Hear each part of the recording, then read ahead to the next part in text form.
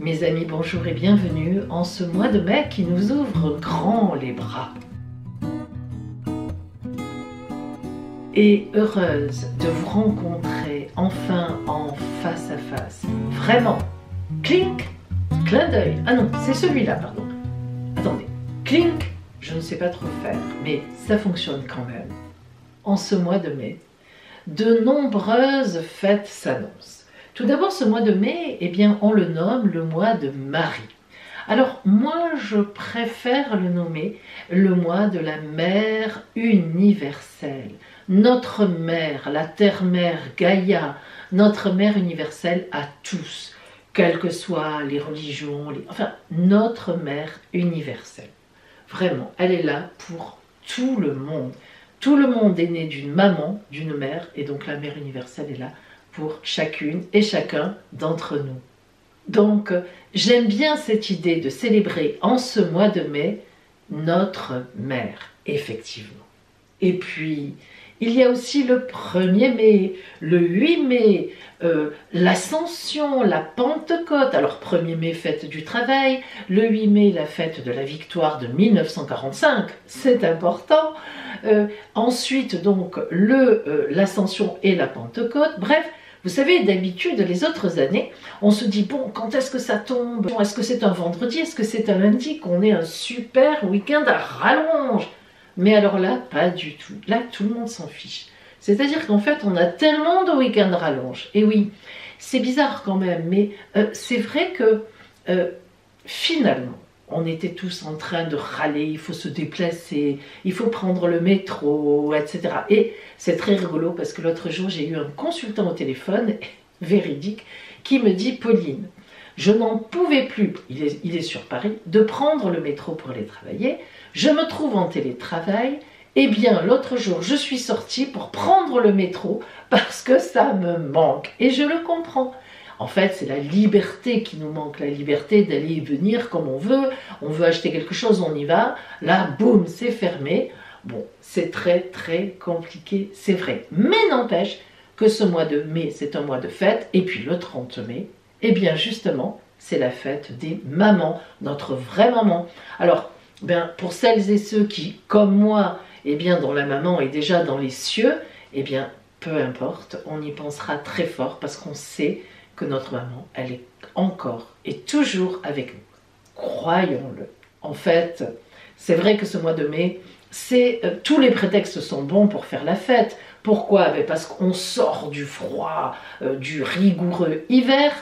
Et puis, cette année, on a vraiment envie de faire la fête. Parce qu'effectivement, on est empêché de faire la fête. Alors, c'est d'autant plus important pour nous, ce mois de mai qui arrive, de se dire, est-ce qu'on va enfin pouvoir profiter de ces beaux jours qui arrivent.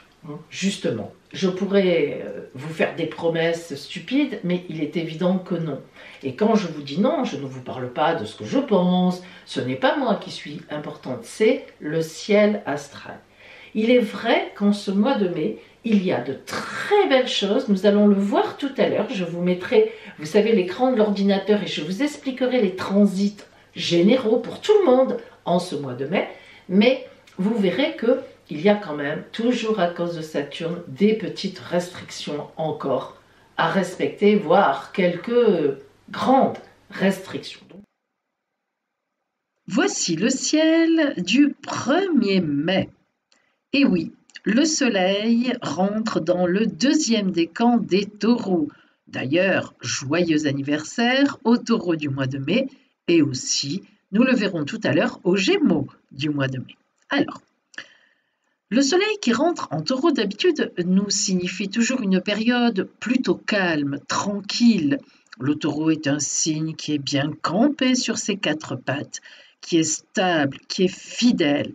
Donc, en général, en ce mois de mai, les petites fleurs fleurissent, les oiseaux chantent, bref, la nature se réveille et notre taureau hume avec ses naseaux le temps de ce printemps qui est déjà bien installé.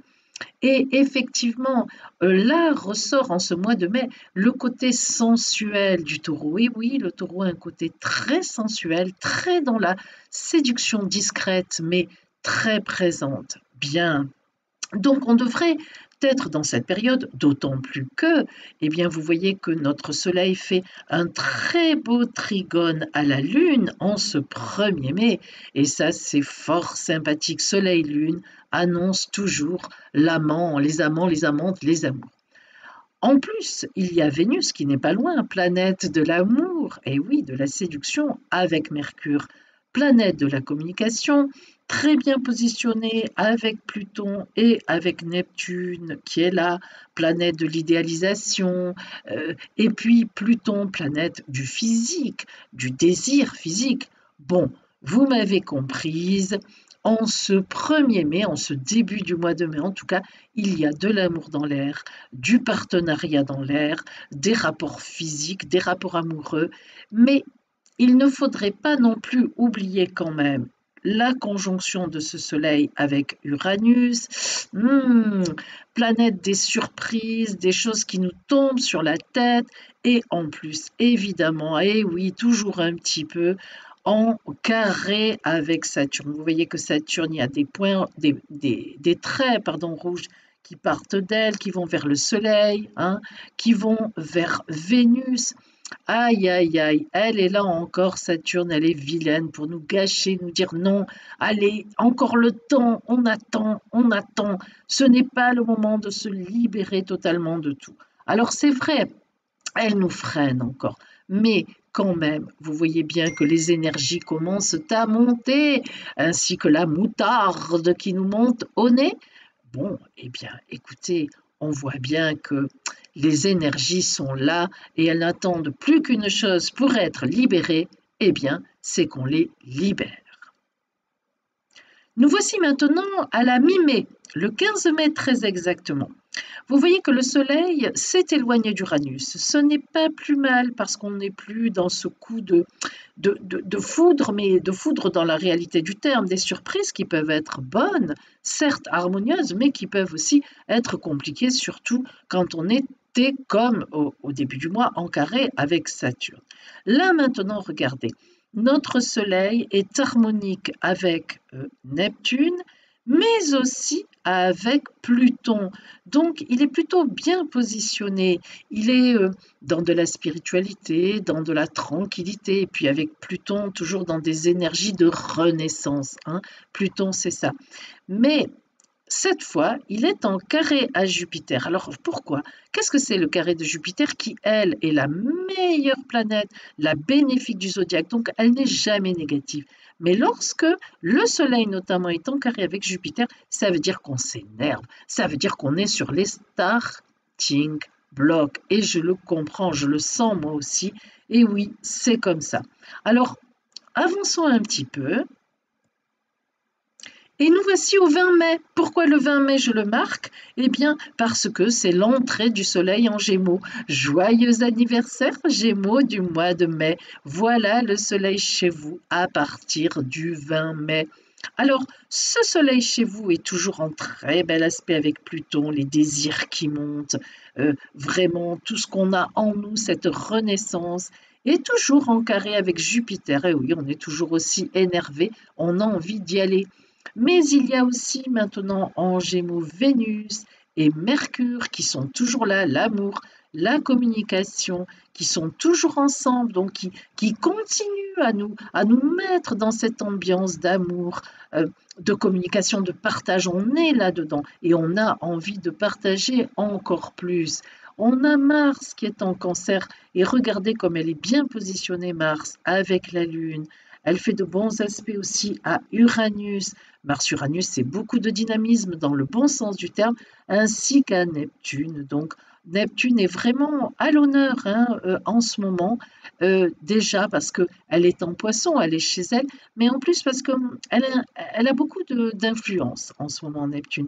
Alors, Neptune-Mars, eh bien, c'est à la fois de l'action, mais de l'action dans de la spiritualité, dans de l'idéalisme surtout. On rentre en ce mois de mai dans une période qui nous parle beaucoup d'idéalisation. On réfléchit, on se dit, bon, quand même, est-ce que je suis bien placée dans ma vie, avec notamment Pluton qui a beaucoup d'importance aussi, qui nous fait monter nos vrais désirs. On est quand même dans un mois interrogateur. Alors, un mois d'amour, un mois de tendresse, certes, de grande communication aussi, de partage, mais un mois aussi où on se pose des questions et en plus, alors qu'on a envie de démarrer des choses, Saturne nous freine toujours un peu, donc on est quand même finalement, on s'occupe beaucoup à réfléchir et c'est peut-être pas plus mal dans le fond. Et nous voilà à la fin du mois de mai. J'ai choisi le dimanche 30 mai, jour de la fête des mères. Et oui, vous voyez que ce 30 mai, donc le soleil va, comment dire, avancer évidemment, mais sera toujours en Gémeaux, bien sûr, même en juin évidemment. On verra ça le mois prochain. Donc le soleil vient rencontrer le nœud nord qui dit qu'on a des choses à comprendre encore. Allez, on n'est pas sorti de l'auberge, hein, comme on dit.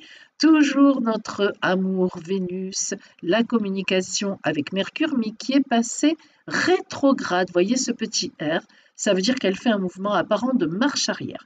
Donc, Mercure rétrograde à la fin du mois de mai nous dit allez, ce mois de mai, il est beau, tu penses à des choses, tu te restructures un peu, tu fais des relectures. Oui, tu vas être prête à redémarrer, mais pas encore parce que Mercure rétrograde, ça coupe un peu quand même la communication, les projets, etc.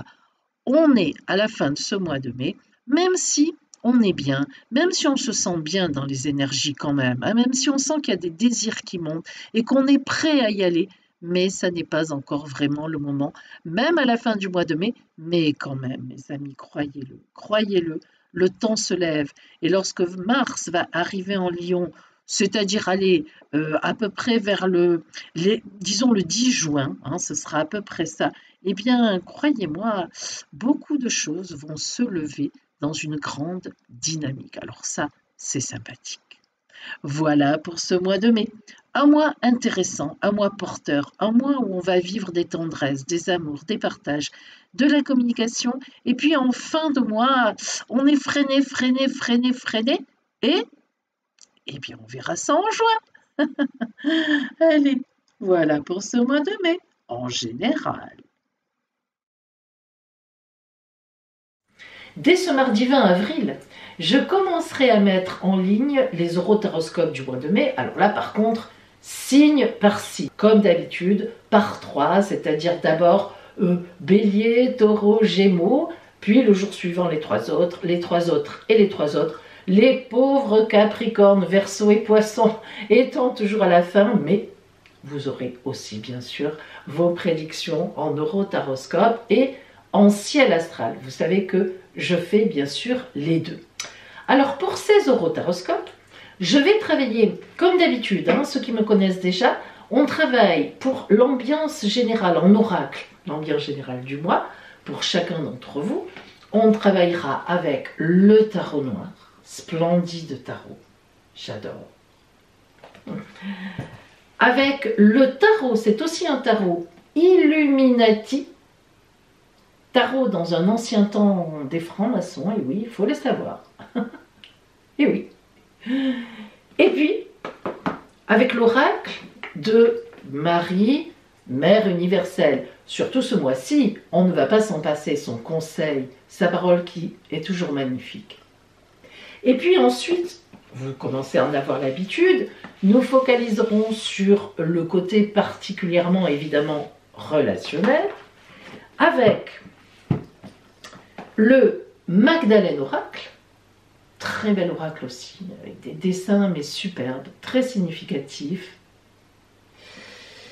La voie de la découverte intérieure pour la petite carte de conclusion relationnelle, j'adore cet oracle. Il est d'une sagesse infinie. Et puis, pour avoir plus de détails, toujours sur ce relationnel, eh bien, entre les deux, disons entre plutôt le Magdalène et la voie de la découverte intérieure, nous recouvrirons avec le Gilded Rêverie de Lenormand. Des petites cartes, certes, pas brillantes, pas de fioritures, mais d'une grande valeur en ce qui concerne la divination. Ça, c'est pour le côté, donc, relationnel, toujours dans nos horotaroscopes. Et évidemment, il y aura aussi votre ciel astral à l'écran, les transits, sur votre signe pour le mois de mai. Et puis, je ferai paraître évidemment une vidéo sur la nouvelle lune du 11 mai. Alors, cette nouvelle lune du 11 mai, mon arrière-grand-mère l'avait surnommée, la nouvelle lune du mois de mai, hein, c'est pas toujours le 11, mais mon arrière-grand-mère l'avait surnommée la nouvelle lune de l'amour, le nouveau mois lunaire de l'amour. Et oui, après la Renaissance, l'amour.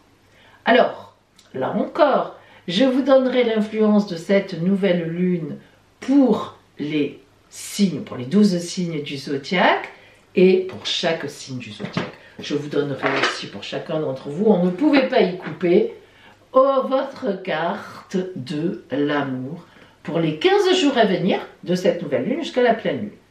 Et puis évidemment, vous vous doutez qu'on fera aussi une vidéo pour la pleine lune du mois de mai. On en reparlera, vous aurez aussi une carte symbolique. Ce sera aussi la pleine lune de l'amour, mais j'utiliserai un autre oracle d'amour, histoire de changer un petit peu. Et puis, vers le milieu du mois, mes favoris de mai. Je ne sais pas encore ce que je vais mettre dedans, ce sera des surprises. Moi-même, je n'en sais rien encore, mais je suis persuadée que je vais trouver de belles choses encore à vous présenter et à vous montrer, bien évidemment. Et enfin, toujours, mes lunoscopes, ma guidance lunaire journalière, lundi, mardi, mercredi, jeudi, vendredi pour tout le week-end. On travaille toujours avec l'oracle des astres. Ça, c'est l'énergie avec laquelle vous vous levez le matin. Ensuite, vient se rajouter l'énergie que vous envoie Madame la Lune. Attention, hein, elle tient compte de l'énergie que vous avez le matin et elle vient vous dire, voilà, puisque tu as cette énergie-là, hein, elle est là, elle nous écoute, je t'envoie ça.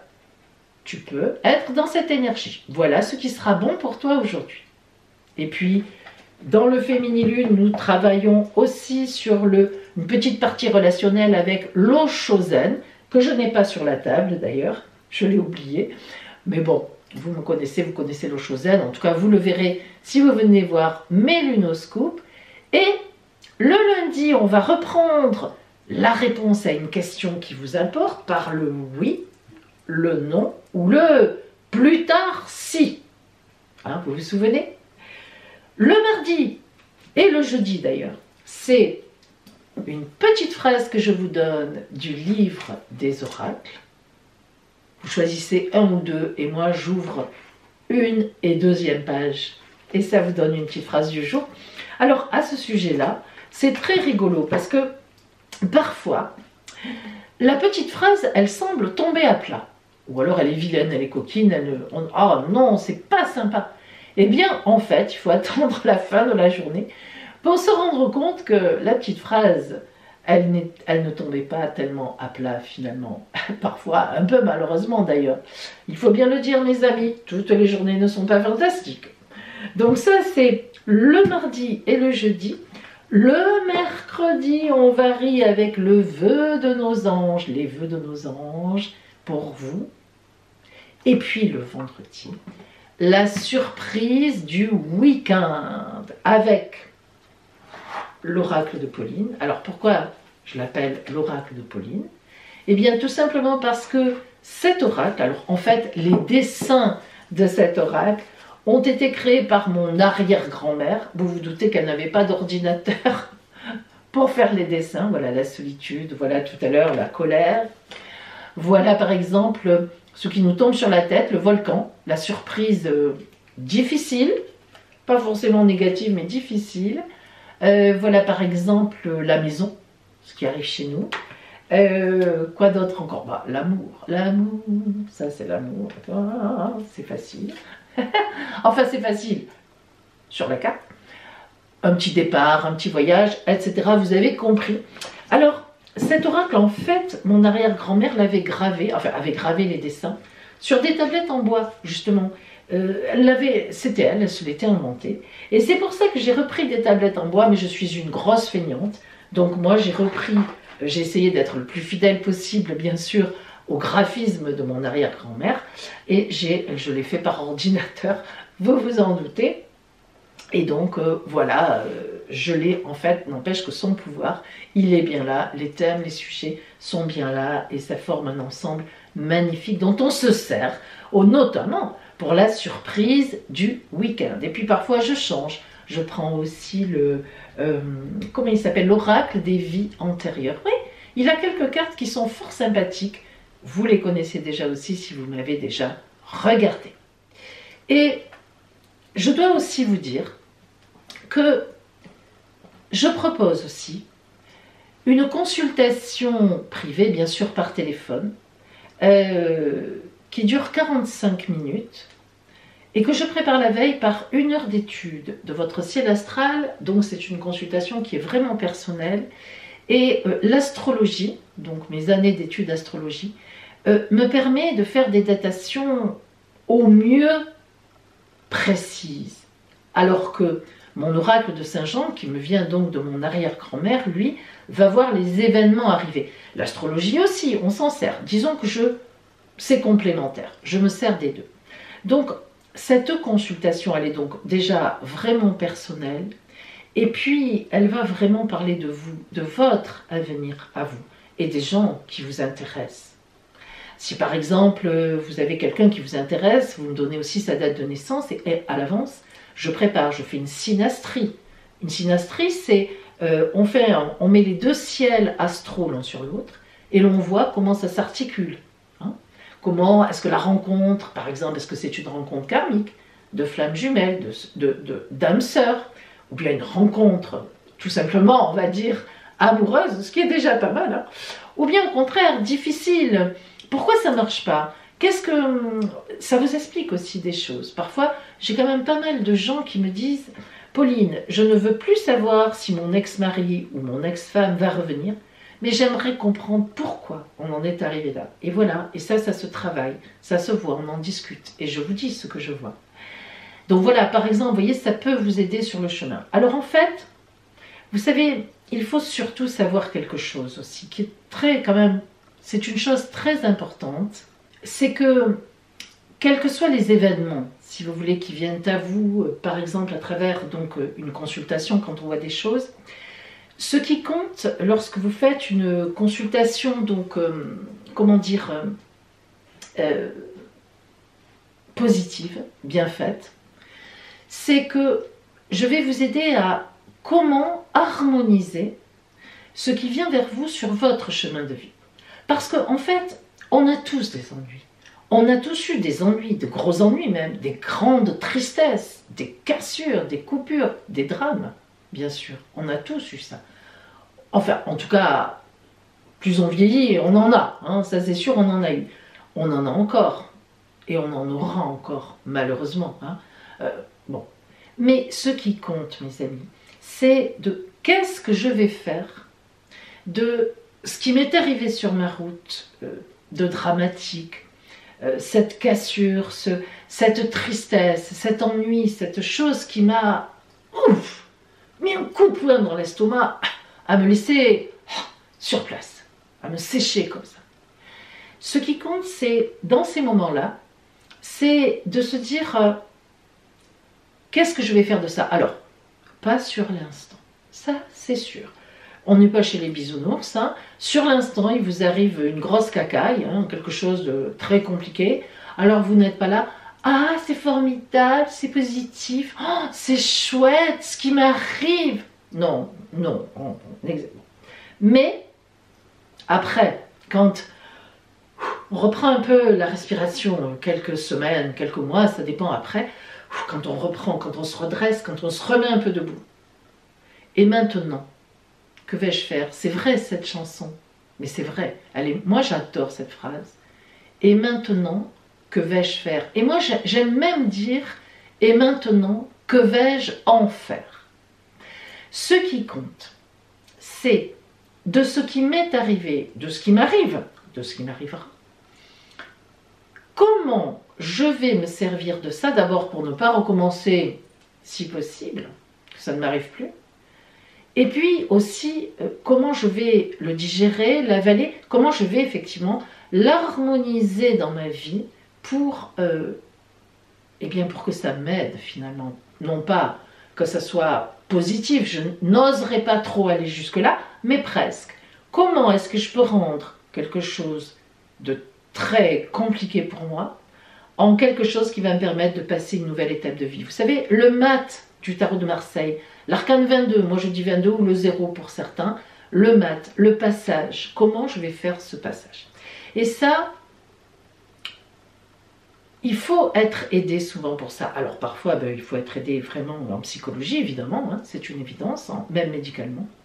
Et puis parfois, on a juste besoin d'une guidance, effectivement, sur sa route, pour comprendre ce qui s'est passé avec un peu de recul, analyser froidement, en se faisant aider, et donc pouvoir passer à autre chose. Parce que ce qui est important, mes amis, c'est de pouvoir passer à autre chose. C'est de faire ce fameux passage de résurrection.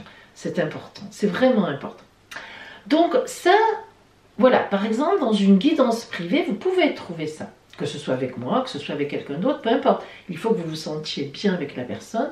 Et dans une guidance privée, on peut vraiment vous aider à aller au-delà de certaines choses. Non seulement on vous dit ce qui vient, bon, ça c'est une partie, mais si votre problème est de ne plus savoir où vous en êtes, de ne plus arriver à comprendre ce qui s'est passé, à refuser tout ça, on peut vous aider à passer aussi ce cap. Et bien voilà mes amis. Alors je vous fais un cadeau selon où vous en êtes. Je vous envoie soit le cœur, soit le passage. En tous les cas, gardez espoir. Ça c'est très important. Il faut vraiment rester dans l'espérance. Et je vous rappelle quand même ce dicton qui date d'au moins 1859. En mai, fais ce qu'il te plaît. Nos anciens étaient des sages quand même, hein? En mai, fais ce qu'il te plaît. J'aime à le répéter. Voilà mes amis, je suis heureuse finalement d'avoir fait cet effort, d'être avec vous en présentiel, en réalité. Parce que pour moi c'est difficile, c'est pas quelque chose, ce n'est pas quelque chose que j'aime faire. J'aime bien être dans mon petit coin, discrète. Mais je me suis dit qu'en ce mois de mai, ce mois de Marie qui est important pour ma famille, Marie a toujours été, enfin la mère universelle de tradition est importante dans ma famille. Et je me suis dit que si je ne le faisais pas maintenant, c'était le bon moment, quoi. Hein, voilà, avec ma lune à côté, à mes côtés qui tourne, vous avez vu, c'est magique. Hein. Donc voilà, et je vais retourner à ma discrétion en vous souhaitant plein d'espoir, plein de choses magnifiques pour ce mois de mai, qu'on le passe ensemble. Ça me fera plaisir. Et je vous dis donc, eh bien, à bientôt pour de belles autres vidéos.